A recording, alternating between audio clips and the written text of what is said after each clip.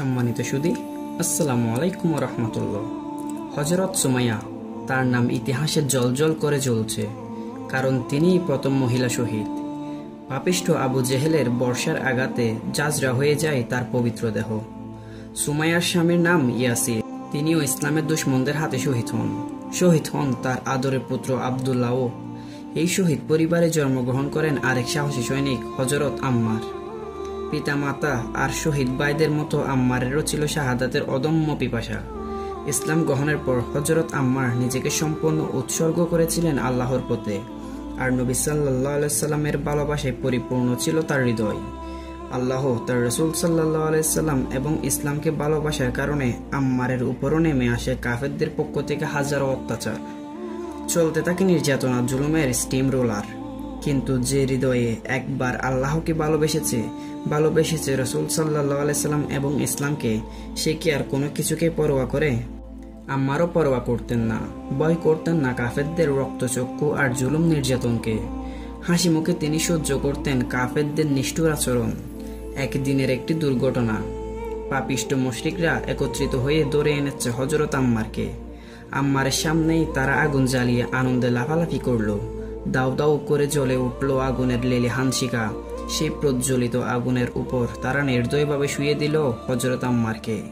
কি নিষ্ঠুর আচরণ, পশুকেও হার মানায়।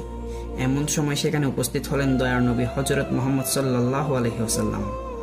আম্মারের এই করুণ অবস্থা দেখে তিনি শিউরে উঠলেন। তিনি আম্মারের মাথায় হাত রাখলেন, দরদের হাত। তারপর ব্যথিত কণ্ঠে বললেন, হে আগুন, ইব্রাহিমের মতো তুমিও আম্মারের জন্য শীতল হয়ে যাও।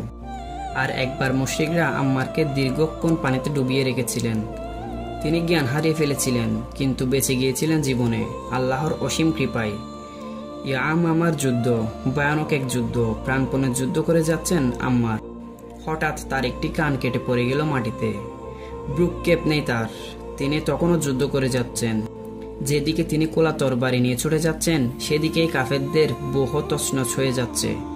একবার মুসলিম বাহিনী তো প্রায় ছত্রভঙ্গ হয়ে পড়েছিলেন। আম্মার তখন একটি বিস্তীর্ণ মাঠের মাঝখানে দাঁড়িয়ে তার সাথীদেরকে লক্ষ্য করে বললেন, হে মুসলিম মুজাহিদ বৃন্দ, তোমরা কি জান্নাত থেকে পালাচ্ছ? আমি আম্মার ইবনে ইয়াসির, এসো, আমার দিকে এসো। ব্যাস, জাদুর মতো কাজ করলো তার সে আহ্বান।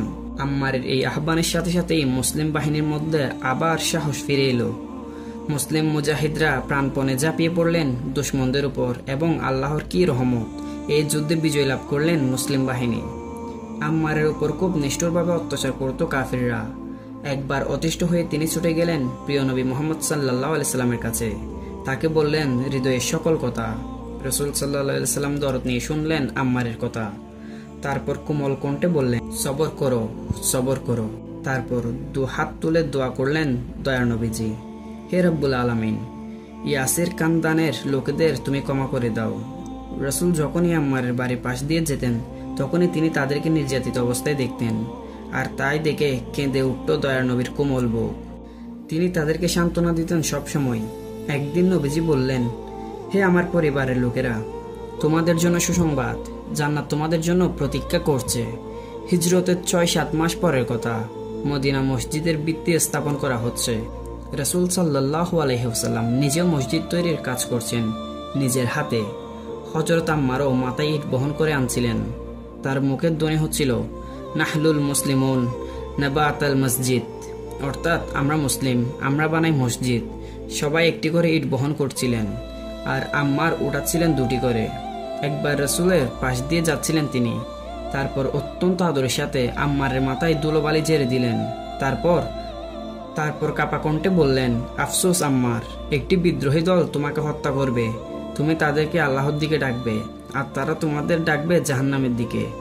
রাসূল সাল্লাল্লাহু আলাইহি সাল্লামের ভবিষ্যৎবাণী সত্যি বিফলে গেল না। রাসূলের সেই অমর বাণী। বদর থেকে তাবুক পর্যন্ত যত যুদ্ধ সংগঠিত হয়েছে, প্রতিটি যুদ্ধেই আম্মার অংশগ্রহণ করেছেন। সকল যুদ্ধেই তিনি রেখেছিলেন সাহসের পরিচয়। অবশেষে এলো সিফফিনের যুদ্ধ, হযরত আলী এবং হযরত মুয়াবিয়ার মধ্যে তুমুল যুদ্ধ। আম্মারের বয়স তখন 91 বছর। এই বৃদ্ধ বয়সেও তিনি স্থির থাকতে পারলেন না। হযরত আলীর পক্ষ নিয়ে তিনি রওনা হলেন যুদ্ধের ময়দানে। যুদ্ধে যাচ্ছেন হযরত আম্মার, যাচ্ছেন আর বলছেন, হে আল্লাহ, আমি যদি জানতাম পাহাড় থেকে লাফিয়ে পড়ে আগুনে ঝাঁপ দিয়ে কিংবা পানিতে ডুবে জীবন উৎসর্গ করলে তুমি খুশি হবে? তবে তোমাকে খুশি করার জন্য আমি তাই করতাম। আমি যুদ্ধে যাচ্ছি, আমার উদ্দেশ্য কেবল তোমাকে খুশি করা। যুদ্ধ চলছে, তখন সন্ধ্যা ঘনিয়ে এসেছে। আম্মার কয়েক ডোক দুধ পান করলেন। দুধের পেয়ালায় যেন তিনি জ্বলছে উঠতে দেখলেন শহীদদের মুখ। প্রশান্ত হলো তার মন, আর উজ্জ্বল হয়ে উঠল তার চেহারা। দুধ পান করতে করতে তিনি বললেন, রাসূল সাল্লাল্লাহু আলাইহি সাল্লাম আমাকে বলেছেন, দুধই হবে আমার শেষ খাবার। আজ আমি আমার বন্ধুদের সাথে মিলিত হব। আজ আমি মুহাম্মদ সাল্লাল্লাহু আলাইহি সাল্লামের সাথে মিলিত হব। এই কথা বলতে বলতে হযরত আম্মার সৈনিকদের কাতারে যোগ দিলেন এবং তারপর যুদ্ধ করতে করতেই শহীদ হলেন তিনি। হযরত আম্মার ছিলেন অত্যন্ত ক্ষুধাবিরু। আল্লাহকে খুশি করাই ছিল তার জীবনের একমাত্র লক্ষ্য উদ্দেশ্য। অত্যন্ত সাধারণ জীবনযাপন করতেন হযরত আম্মার। মাটি ছিল তার একমাত্র আরামদায়ক বিছানা। হযরত আম্মার, তিনি যেমন ছিলেন সৎ, বিনয়ী এবং ক্ষুধাবিরু, ঠিক তেমনি ছিলেন সত্যপথের এক অসীম সাহসী যোদ্ধা।